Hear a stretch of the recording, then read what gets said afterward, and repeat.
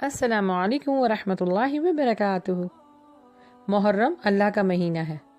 اللہ کو عبادت میں سب سے زیادہ جو محبوب عمل ہے وہ ہے روزے رکھنا، بہت پسند ہے۔ آپ ذرا قرآن اور حدیث کا مطالعہ کریں تو ہر مہینے روزے رکھنے کی اہمیت، فضیلت اور اجر ملتا ہے۔ اسی لیے دیکھیں، سال کے روزے بھی ہیں، مہینے کے روزے بھی ہیں، ہفتوں کے روزے بھی ہیں، یہاں تک کہ دنوں کے روزے بھی ہیں۔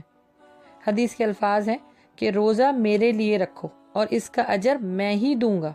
سوال یہ پیدا ہوتا ہے کہ اللہ سبحانہ و تعالیٰ نے تو ہر نیک عمل کا اجر دینا ہے، صرف اس بات پر اتنا ایمفیسائز کیوں کیا گیا کہ میں ہی اس کا اجر دوں گا؟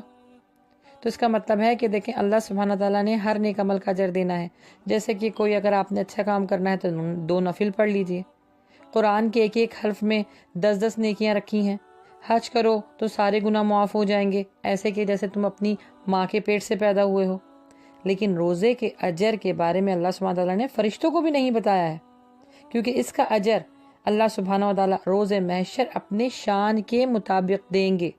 سبحان اللہ۔ تو یہ محرم کا مہینہ چل رہا ہے، اس میں روزے رکھنے کی بھی بہت اہمیت ہے۔ اللہ سبحانہ تعالیٰ کو یہ مہینہ بہت پسند ہے۔ اگر آپ نے روزے رکھنے ہیں اور فضیلت حاصل کرنی ہے تو اس مہینے سے فائدہ اٹھائیے۔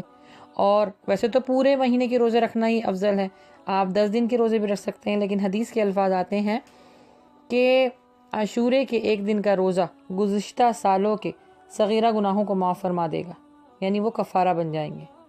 تو کوشش کیجئے کہ روزہ رکھیے۔ اچھا، یہاں پر آپ کو میں ایک بات بتاتی چلوں کہ صرف ایک دن کا روزہ یعنی عاشورے کے روزہ رکھنے کے مطابق جو حدیث آتی ہے اس میں یہ ہے کہ اللہ کے نبی نے فرمایا کہ جب عاشورہ آئے یعنی 10 محرم آئے تو اس کا روزہ رکھو۔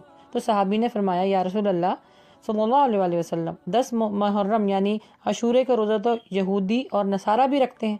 تو آپ نے فرمایا پھر ان کی مخالفت کرو، یعنی ان سے علیحدگی اختیار کرو، 2 دن کے روزے رکھیں۔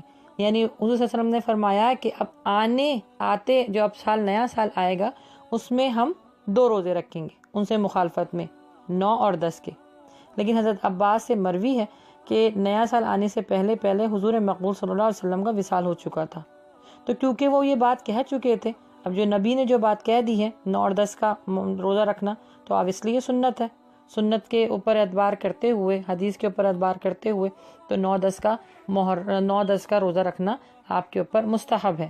یہاں پر ایک بات اور بتاؤں کہ جو لوگ کہتے ہیں 11 کا، اگر 9 10 کا نہیں ملا تو 10 اور 11 کا رکھ لیں، تو 11ویں کی جو حدیث ہے وہ ضعیف ہے، وہ جو ہے منقطع کر دی گئی ہے۔ لیکن کیونکہ یہ مستحب عمل ہے، پورے دن پورے مہینے بھی روزے رکھ سکتے ہیں عاشورے کے، لیکن مخالفت میں جو حضور صلی اللہ علیہ وسلم کی سنت ہے وہ 9 اور 10 کا روزہ رکھنا مستحب ہے، اس کا اجر بہت زیادہ ہے۔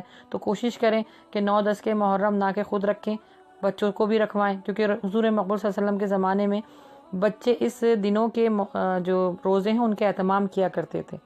تو کوشش کریں کہ بچوں کو رکھوائیں، اہل احباب کو، اپنے محلے والوں کو، ہمسایوں کو بتائیں اس محرم کے روزوں کے بارے میں کہ کتنی فضیلت آتی ہے، اور اس ویڈیو کو زیادہ سے زیادہ شیئر کریں تاکہ نیکی میں اجر پا سکیں۔ اللہ سبحانہ تعالیٰ نے نیکیوں کا اجر بہت زیادہ رکھا ہے۔ اللہ سبحانہ و تعالیٰ ہمیں نیک عمل کرنے کی توفیق عطا فرمائے اور اس پر ڈٹے اور جمے رہنے کی توفیق عطا فرمائے۔ آمین یا رب العالمین۔ السلام علیکم ورحمۃ اللہ وبرکاتہ۔